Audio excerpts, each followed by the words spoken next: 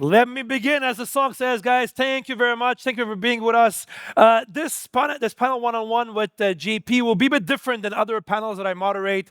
We have little time altogether, and I want to really be able to, JP, that you have the chance to speak with with the people in the audience today. I'm not going to do a summary of what happened with Mantra. I assume everybody in the room knows about it. So, JP, let's jump right in. To kick it off, what's your message, first of all, to the community and people attending? This is your first public appearance Yep. since this happened. We were ironically together on stage in Paris two Yeah. weeks ago, and then that weekend, the rest is When it all the went rest is down. history. So, Yeah. what's your message to the community, and we'll take it from there.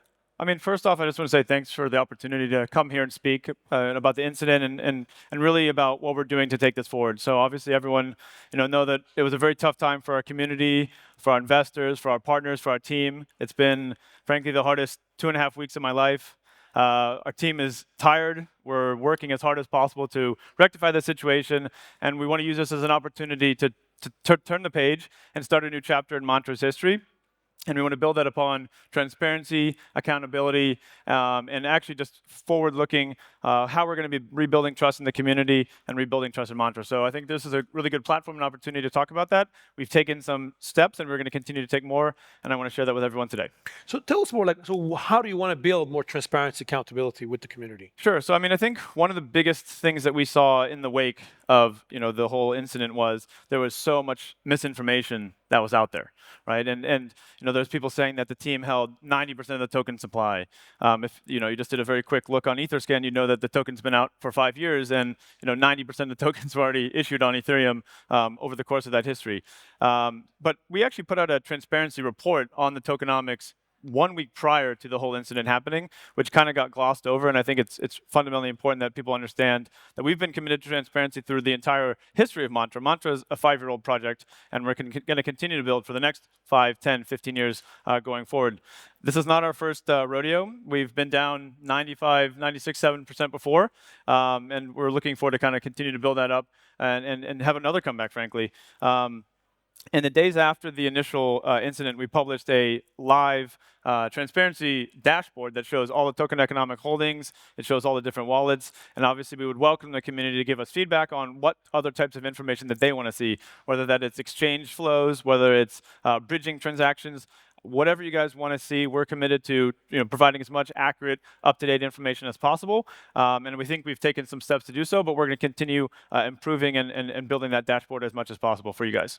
So that's on the transparency moving forward. And I know there was a lot of announcements that were made in the last 2.5 weeks. Yep. From Burn, Yep. on the token. I mean, anything new that the audience should know about this? Or Yeah. So in the and again, in the wake of everything, there was a lot of misinformation, and one of those pieces of information that was going around was that for some reason they thought the team tokens or the team allocation of tokens was going to start vesting like this month.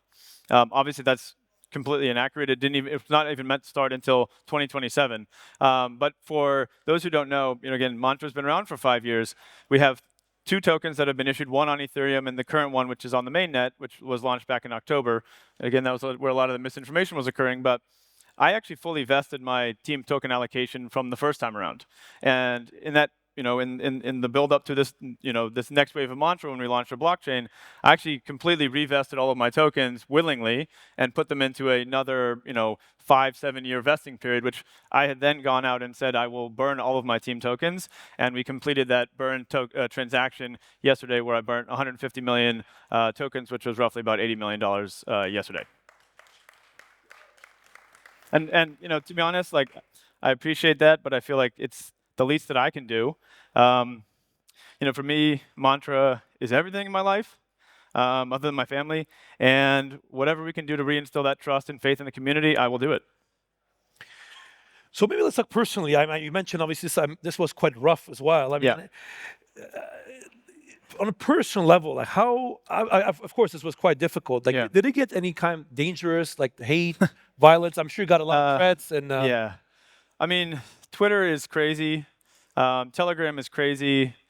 This is not. I've had lots of crazy messages and death threats and whatever. But that's part of crypto, to be honest. And I think if you go out there and launch a token, you should be understanding that that's part of the game. It's not the first time I've gotten it, and it won't be the last time. And I think it's important for us and for me to really show that the token holders, I feel it's my fiduciary responsibility to do what's right for them, and we will take whatever steps are necessary. And that means that sometimes you're going to have to face a little bit of perceived danger.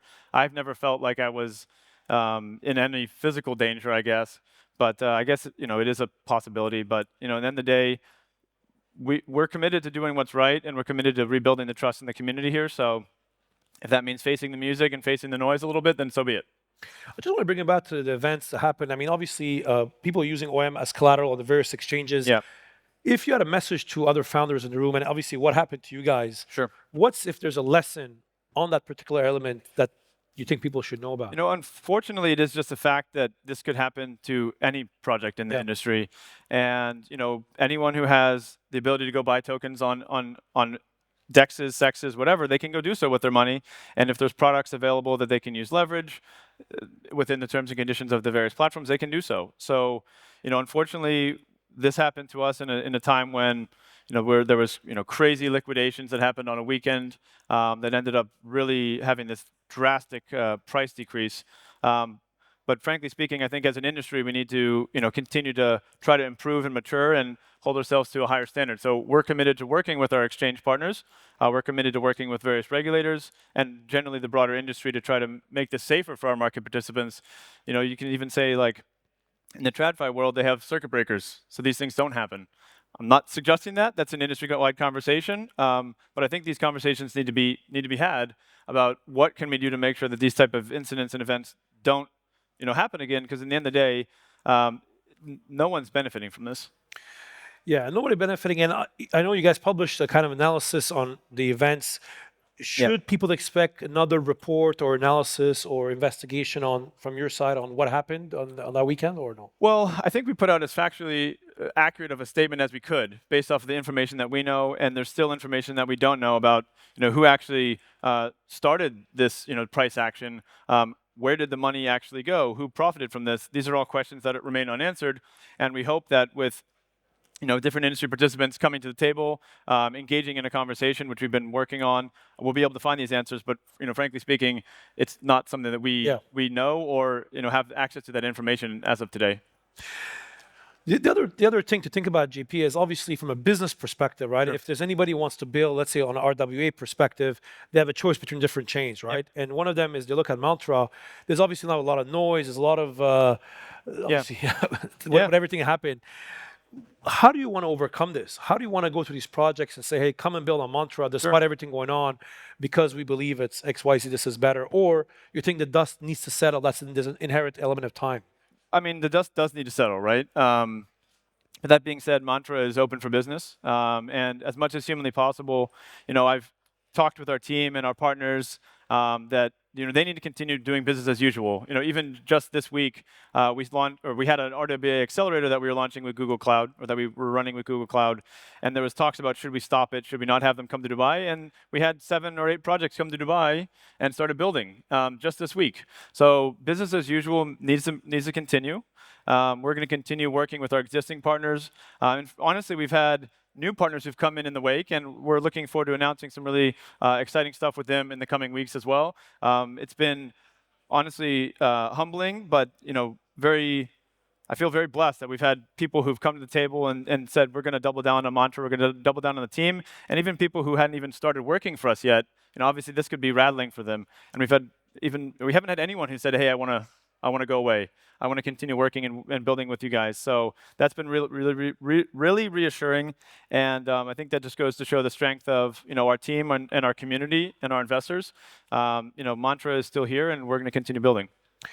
I mean, JP, I think both of you and I, we've been in the crypto space for many years, and we've seen many tokens over the years have booms, busts. Some of them have disappeared. Some made comebacks. Yep. In your case, what I think is very different, you guys were regulated. Yep. So how did that? We're all in Dubai actually, and you guys have our license here in Dubai.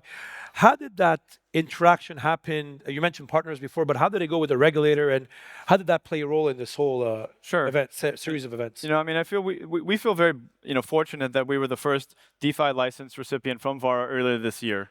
And we were on stage in Paris, right before this happened, talking with the regulator and with Matt about the special licensing and what we're going to do with it. And obviously that means that we have a special responsibility to transparency, to a commitment to do things the right way. And it was one of the very first calls that we had when the incident was going down. So we've maintained an open dialogue, and we'll continue to maintain an open dialogue with regulators and anyone who has questions about what's going on, because we feel like there's nothing for us to hide. The team, the project, our investors did nothing wrong, and we're going to continue to build going forward. And again, understand that this was a traumatic event for our community and a traumatic event for a lot of people. But the only way we can make this better is by continuing to push forward, and that's what we're going to do. And what's been the impact on the team? Because obviously people have tokens. This is obviously people have lost a lot of value. Yeah. How do you intend as CEO to continue motivating your team despite everything that happened? Sometimes when you're at war, you see who wants to be fighting in the trenches with you. And, fortunately, we feel like we're in a wartime right now. I feel like that's when I'm at my best, to be completely honest. It's been amazing to see the hard work that the team's been putting in, the doubling down on commitment, and not flinching at all, to be honest. And, that doesn't mean that this is a time for everyone, right? We're in the trenches right now. This is not going to be easy. It's going to be a long fight. But myself, the senior leaders of the team, our investors, our major partners are all committed to continue to push forward. And I think when you show that and you do it, and it's not just talking, honestly, this is really the last time I want to be talking about this. I just want to go build, and I just want to go deliver on what I'm saying to you guys. And, hopefully when we come back here in Singapore, we can do this again, and you'll see the actions speak a lot louder than words. So for you today is like a time you want to turn the page. You want to put this behind. This is like the post fight with your girlfriend, and you're like, hey, this is we put things behind us, basically. Yeah, pretty much. I mean, this needs to be the next leaf for us in the next chapter in our book. It's been a 5-year book, and I do feel like I've said this before this incident. Like, we feel like we're just getting started. This was a big bump in the road, and it's not going to be easy. But I feel like we have I have more conviction in what we're doing than ever. I have more resolve in the team and the supporters. You see who's with you when times like this happen, and you also see who's not. And I think it's important for us to look at the silver linings in this situation. You know who your friends, and you definitely know who your enemies are. And you know who the people who are pretending to be your friends, right? Were you surprised of that? Like seeing who your friends are, your enemies are? Like, did you? Not really. I think it goes to show who wants to stick by you when it's really easy and good, and it shows who wants to stick by you when it's tough. And honestly, there weren't that many surprises. But JP, if we go in the audience today and people in the room, and we tell them, hey, the mantra and JP and everything that happened, I'm sure there's a lot of people in the room who say, oh, no, it was a rock pool. It was a team. Yeah. So what's your message to them? Like, I know some of the podcasts, and even you came on my CNBC show as well, talk about it, but what's your message to the audience, especially today is the day you guys want to put this behind? Sure. Those folks who believe this was a rug pull, this was an internal piece of move. I mean, the great thing about blockchain is the chain doesn't lie, right? So let's go look at the facts, and let's go look on the chain and see what actually happened. And we can see in this instance that the project's tokens, the team's tokens are either locked or haven't moved. And again, we feel very strongly that the value that we're going to be creating in the future will make up for this situation and then some. Only if we double down on building, only if we double down on shipping, and we double down on our thesis that bringing finance on chain is what's going to change the world. So for us, that commitment and honestly not running and hiding from anything is important. That's why we're here today, and that's why we're not going anywhere. So by the way, we welcome as much feedback as possible. So if you guys have ideas, if you guys have questions, if you guys have thoughts, please come talk to us. Please come talk to myself. I'm pretty active on Twitter. You can find me on Telegram. I answer DMs all the time.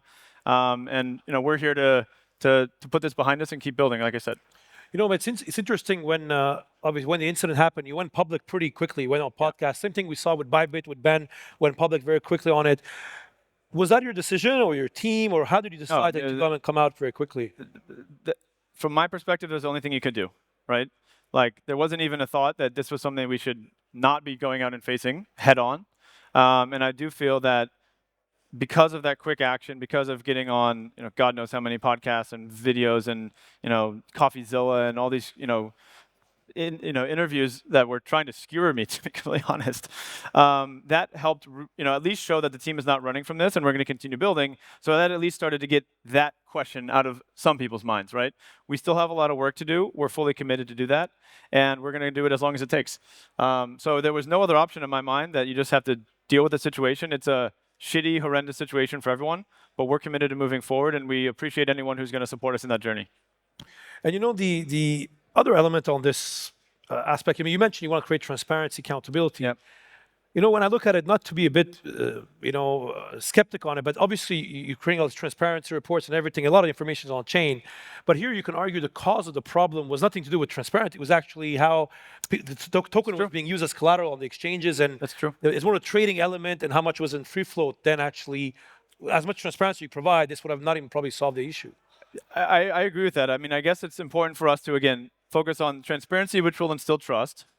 You know, continue shipping and delivering, which will build substance, or continue building substance. And actually, one of the things that people didn't even know is we launched our, EVM testnet. So we have a Cosmos SDK chain with CosmWasm, but we launched our EVM testnet a few weeks ago. We just haven't even talked about it yet. So we're going to continue to build on top of that.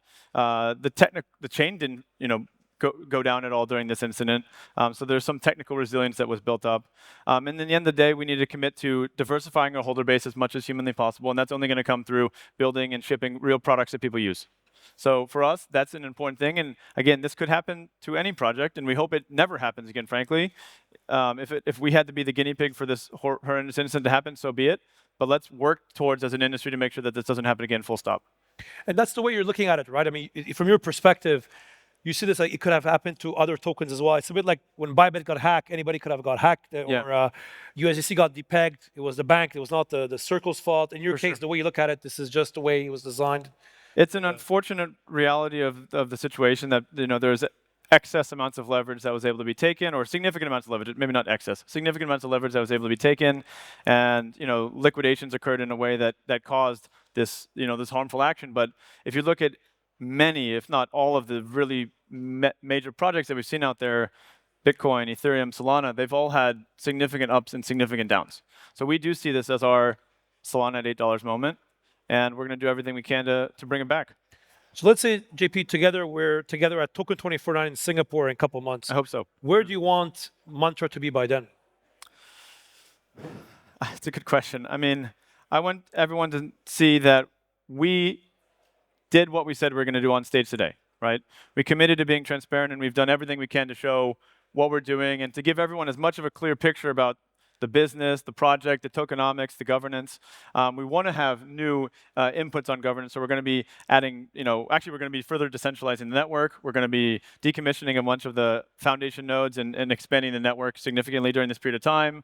We're going to be bringing on new external council and board members during this period of time. So we're committed to governance, we're committed to shipping, and token price aside, we're heads down building, and I hope you guys will see that. Actually, I know you guys will see that. Sure. Brother JP, I really appreciate you took the time to come in. I mean, I know you had the choice of not doing it. I'm happy you came and do this, and I'm happy you were able to share with our audience today. Thank you very much, JP. That was JP Mullin from Mantra. Thank you very much, everybody.